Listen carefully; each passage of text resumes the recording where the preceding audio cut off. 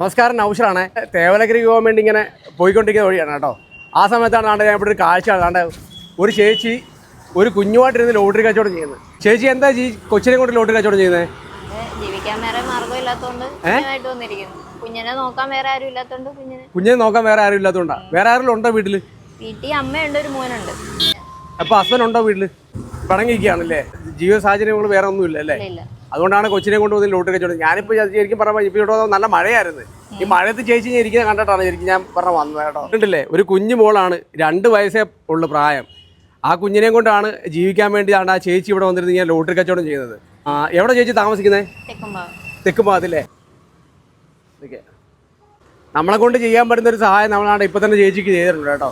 കാര്യം നിങ്ങളെ കൊണ്ടൊക്കെ എന്തെങ്കിലുമൊക്കെ ചെയ്യാൻ പറ്റുമെങ്കിൽ ചെയ്ത് കൊടുക്കുക. 1 വർഷം കൊണ്ടിരുന്ന് ലോട്ടറി കച്ചവടം ചെയ്യാനാണ് കേട്ടോ. ഈ ചേച്ചി ഇരിക്കുന്നത് നമ്മുടെ ചാമ്പകട പാലത്തിലോട്ട് കയറുന്ന ആ ഒരു വഴിക്കാട്ടാണ് ചേച്ചി ഇരിക്കുന്നത്. ചേച്ചിയുടെ പേരെങ്ങനെ? സബിത ആണ് കേട്ടോ പേര്. അപ്പോൾ നിങ്ങൾ ആരെങ്കിലുമൊക്കെ ഇതുവഴിയൊക്കെ വരുവാണെന്നുണ്ടെങ്കിൽ ചേച്ചിയുടെ ലോട്ടറിയൊക്കെ മേടിച്ച് സഹായിക്കുക. പിന്നെ നിങ്ങളെ കൊണ്ടൊക്കെ എന്തെങ്കിലുമൊക്കെ സഹായങ്ങളൊക്കെ ചെയ്യാൻ പറ്റുമെന്നുണ്ടെങ്കിൽ ചെയ്ത് കൊടുക്കുക കേട്ടോ. കാര്യം ഹസ്ബൻഡ് ഒഴിഞ്ഞ് നിൽക്കുകയാണ്. വീട്ടിൽ ഒരു മോനുണ്ടല്ലേ? ഒരു മോനുണ്ട്. നമ്മൾ വല്ലാത്തൊരു ജീവിത സാഹചര്യമാണ്. എല്ലാ ആൾക്കാരും ജീവിക്കാൻ വേണ്ടിയുള്ള നെട്ടോട്ടത്തിലാണ്. അതിൻ്റെ ഇടയിലാണ് നമ്മൾ ഇങ്ങനെ ഓരോരോ കാഴ്ചകൾ കാണുന്നത്. അപ്പോൾ എന്തായാലും നിങ്ങളെ കൊണ്ടൊക്കെ ചെയ്യാൻ പറ്റുന്ന എന്തെങ്കിലുമൊക്കെ സഹായങ്ങളുണ്ടെങ്കിൽ ഈ ചേച്ചിക്ക് ഒന്ന് ചെയ്ത് കൊടുക്കാം കേട്ടോ. കാര്യം അക്കൗണ്ട് നമ്പറും കാര്യങ്ങളൊക്കെ ഇപ്പോൾ ചേച്ചിയുടെ ഇല്ല, എനിക്ക് തരാമെന്നാണ് പറയുന്നത്. തന്നു കഴിഞ്ഞാൽ ഉടനെ നമ്മളെന്തായാലും കമൻറ്റിൽ പിൻ ചെയ്യുന്നതായിരിക്കും.